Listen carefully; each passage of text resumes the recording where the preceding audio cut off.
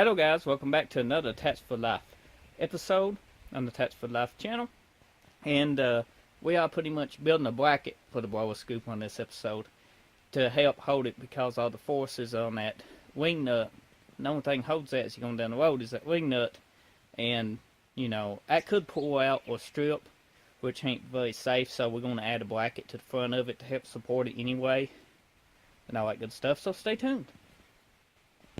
Okay guys, here's what we got going on so far. The shotgun scoop, we got it spaced out right now. We might actually go Lowe's and get a piece of pipe and make a spacer ourselves, but this makes do to get everything when we need it to be, because it's two spacers instead of one. Or you can order a spacer the size you need. They make them all different sizes for setups like this. Anyhow, as you can see, we bent a bracket. Let's see, right here. Got it bent. We can straighten this up once we tighten it.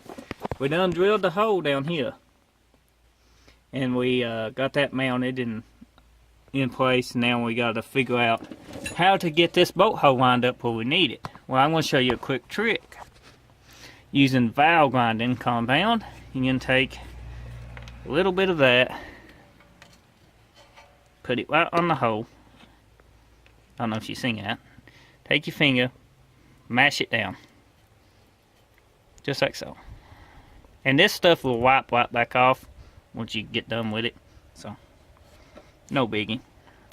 Now let me take it off and I'll show you what we got. Okay guys, as you can see, we left with a little bit of valve compound right where we need to drill, so you can take a center punch and punch at, then take your drill bit to it. Okay guys, we got a bracket made. We actually need a shorter bolt here. This bolt don't want to tighten it much tighter because it probably strip.